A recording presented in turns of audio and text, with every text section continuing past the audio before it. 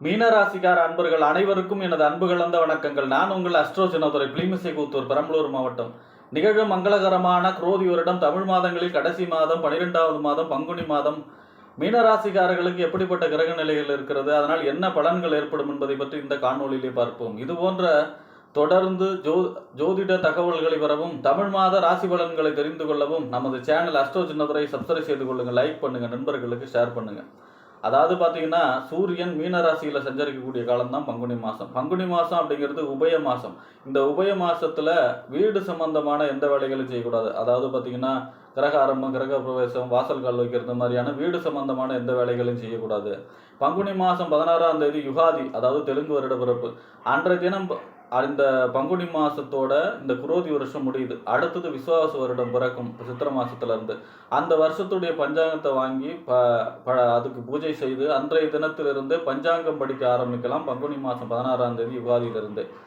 அடுத்ததாக பார்த்தீங்கன்னா பங்குனி மாதம் 23ஆம் தேதி ராமநவமி. குறைஞ்சபட்சம் அன்றைய தினம் 108 தடவையாவது ராமநாமம் சொல்லலாம்.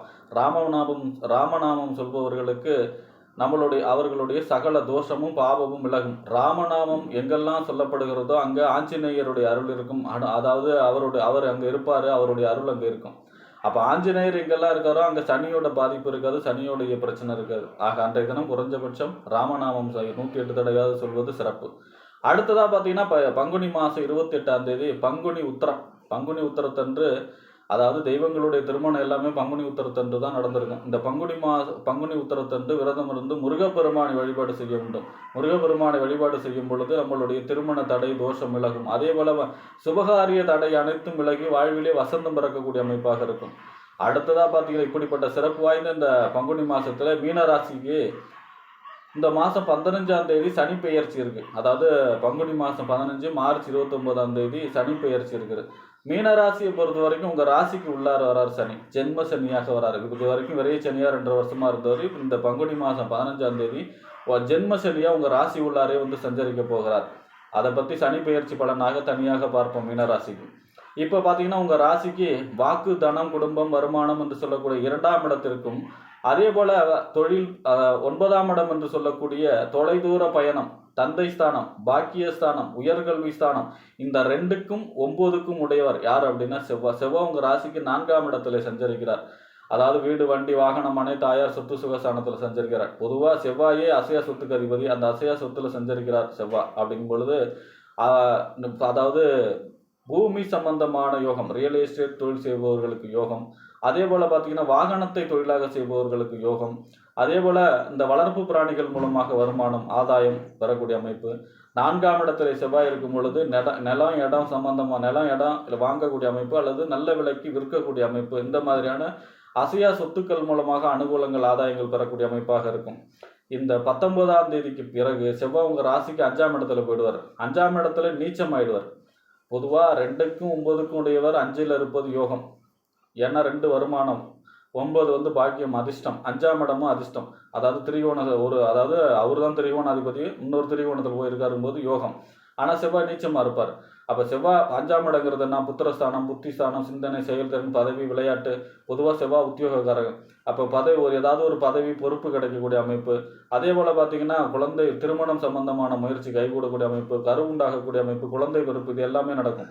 ஆனால் செவ்வாய் நீச்சம் இருக்காரா இல்லையா? அப்போ செவ்வாய் நீச்சம் ஆகிறார் 19ஆம் தேதிக்கு பிறகு அப்படின்னா செவ்வாய்க்கிழமையிலே முருகப்பெருமானை வழிபாடு செய்ய வேண்டும். பங்குனி உத்திரத்தன்று விரதம் இருந்து முருகப்பெருமானை வழிபாடு செய்யும்பொழுது சகல விதமான ஐஸ்வர்யம் கிடைக்கக்கூடிய அமைப்பாக இருக்கும். அடுத்ததாக பார்த்தீங்கன்னா உங்கள் ராசிக்கு 3ஆம் இடம் என்று சொல்லக்கூடிய இளைய சகோதர ஸ்தானம், முயற்சி, வெற்றி, கீர்த்தி, புகழ், இதெல்லாம் சொல்லக்கூடிய 3ஆம் ஒப்பந்தம், கையெழுத்து, இதெல்லாம் சொல்லக்கூடிய 3ஆம் இடம். அந்த 3ஆம் இடத்திற்கும் 8ஆம் இடம் என்று சொல்லக்கூடிய மறைவு ஸ்தானத்துக்கும் அதிபதி யாருன்னா சுக்கிரன் உங்க ராசியிலே சஞ்சரிக்கிறார். ராசியிலே உச்சமாயி சஞ்சரிக்கிறார். உச்சமாயி வக்கரமாயி சஞ்சரிக்கிறார். பொதுவாக ஒரு கிரகம் உச்சமாய் வக்கரமான நீச்ச பலனை செய்யும், நீச்சமாய் வக்கரமான உச்ச பலனை செய்யும். அப்போ உச்சமாய் வக்கரமா இருக்கார் அப்படின்னா பலன் குறைவுபடுகிறது. 3ஆம் இடத்த அதிபதி ராசியில் சஞ்சரிக்கிறார். பொதுவாக ராசியில் சுக்கிரன் சஞ்சரிச்சாருன்னா தேகத்தில் ஆரோக்கியம் கூடும். அதே போல் பார்த்தீங்கன்னா ஒரு கவர்ச்சி இருக்கும், முகம் பொலிவு பெறும். இந்த மாதிரியான ஒரு சுக்கிரன்கிறது கவர்ச்சி கிரகம் இல்லையா? அப்போ அந்த மாதிரி சுக்கிரன் அது உச்சமாய் சஞ்சரிக்கும் பொழுது அதாவது ஜொலிப்பு இருக்கும் முகத்தில். அதாவது முகம் வந்து பிரகாசமாக இருக்கக்கூடிய அமைப்பாக இருக்கும். ஆனால் வக்கரமாக இருக்கார் இல்லையா? அதனால என்ன ஆகும்னா நீங்கள் வெள்ளிக்கிழமையில் பெருமாள் கோயிலில் வெள்ளிக்கிழமையில் தாயார் சன்னதிக்கு மகாலட்சுமிக்கு பெருமாள் கோயிலில் தாயார் சன்னதியில் மகாலட்சுமிக்கு நெய்விளக்கேற்றி மல்லிகைப்பூ சாத்தி வழிபாடு செய்யும் பொழுது யோகமாக இருக்கும். எடுத்த காரியம் அனைத்தும் கைகூடக்கூடிய அமைப்பு, இளைய சகோதர வழி அனுகூலங்கள் ஆதாயங்கள் பெறக்கூடிய அமைப்பு, ஒப்பந்தம் கையெழுத்து மூலமாக அனுகூலங்கள் ஆதாயங்கள், கீர்த்தி உங்களுடைய கீர்த்தி புகழ் உயரக்கூடிய அமைப்பு. 8ஆம் இடத்து அதிபதி ராசியில் செஞ்சிருக்காருன்னா ஆரோக்கியத்தில் அக்கறை தேவை. ஆனால் 8ஆம் இடம் மறைவு ஸ்தானம் ராசியில் இருக்கார் அப்படின்னா ஆரோக்கியத்தில் அக்கறை தேவை. பயணங்களிலே கவனமாக இருக்க வேண்டும். எதையும் ஒரு தடவை 2 தடவை யோசித்து செய்வது சிறப்பு. ஆனால் மகாலட்சுமி வழிபாடு செய்யும்போது அது யோகமாக அமையும். அடுத்ததாக பார்த்தீங்கன்னா உங்கள் ராசிக்கு 4க்கும் 7க்கும் உடையவர். 4ஆம் இடங்கிறது வீடு வண்டி வாகனம் மனை தாயார் சொத்து சுகஸ்தானம். 7ஆம் இடங்கிறது கணவன் அல்லது மனைவி ஸ்தானம், நண்பர்கள் ஸ்தானம், கூட்டு தொழில், சமூகம், வாடிக்கையாளர்களை சொல்லக்கூடிய இடம். இந்த 4க்கும் 7க்கும் உடையவர் யாருன்னா புதனும் உங்கள் ராசியிலே செஞ்சிருக்கிறார். நீச்சமாகி செஞ்சிருக்கிறார். நீச்சமாகி வக்கரமாகி செஞ்சிருக்கிறார். அப்போ நீச்சம் பெற்ற கிரகம் வக்கரமானா உச்ச பலனை செய்யும், நல்ல பலன்களை அதிக அளவு செய்யும். ஒன்று நீச்சபங்க ராஜயோகமும் செயல்படுகிறார். அதே போல் நீச்சமாகி வக்கரமாகிறதுனால உச்சமான பலன்கிற அமைப்புலையும் செய்கிறார். 24ஆம் தேதி வரைக்கும் உத்தரகதியில் தான் இருப்பார். அப்போ 4ஆம் இடத்து அதிபதி ராசியில் இருக்காருன்னா சுகவாசி. 4ஆம் இடம் சுகஸ்தானம். அப்போ சுகவாசியாக இருக்கக்கூடிய அமைப்பு, வீடு நிலம் சம்பந்தமான யோகம் கிடைக்கக்கூடிய அமைப்பு, தாயார் வழி அனுகூலங்கள் ஆதாயங்கள் பெறக்கூடிய அமைப்பு. 7ஆம் இடம் கணவன் அல்லது மனைவி ஸ்தானம் இல்லையா? அப்போ வாழ்க்கை துணை வழி அனுகூலங்கள் ஆதாயங்கள், திருமணம் கைகூடக்கூடிய அமைப்பு, குழந்தை பிறப்பு, 2வது குழந்தை ஏற்படக்கூடிய அமைப்பு, கரு உண்டாகக்கூடிய அமைப்பு. அதே மாதிரி பார்த்தீங்கன்னா 7ஆம் இடம் சமூகம், வாடிக்கையாளர், பெரிய மனிதர்களுடைய தொடர்பு ஏற்படக்கூடிய அமைப்பு, வாடிக்கையாளர்கள் பெருகி தொழிலிலே வருமானம் பெறக்கூடிய அமைப்பு. 7ஆம் இடம் என்பது நண்பர்கள் வழி அனுகூலங்கள் ஆதாயங்கள்லாம் பெறக்கூடிய அமைப்பாக புதன் மிக அற்புதமான பலன்களை தர இருக்கிறார். அடுத்ததாக உங்கள் ராசிக்கு 6ஆம் இடத்து அதிபதி நோய் எதிரி வம்பு வழக்கு கடன் ஸ்தானம் உத்தியோகஸ்தானம். இந்த சூரியன் உங்கள் ராசியில் 6ஆம் இடத்து அதிபதி சூரியன் உங்கள் ராசியிலே சஞ்சரிக்கிறார் மாதம் முழுவதும். அதனால் பார்த்தீங்கன்னா ராசியில் சூரியன் சஞ்சரிக்கிறாருன்னா ஆரோக்கியத்தில் அக்கறை தேவை. அதாவது ஏன்னா சூரியன் நெருப்பு கிரகம். உஷ்ண சம்பந்தப்பட்ட நோய், காய்ச்சல், தீராத தலைவலி, கண் சம்பந்தமான பிரச்சனை, தைராய்டு, முதுகெலும்பு பாதிக்கிறது, இந்த மாதிரியான உஷ்ண சம்பந்தப்பட்ட நோய்களை கொடுக்கக்கூடிய அமைப்பாக இருக்கும்.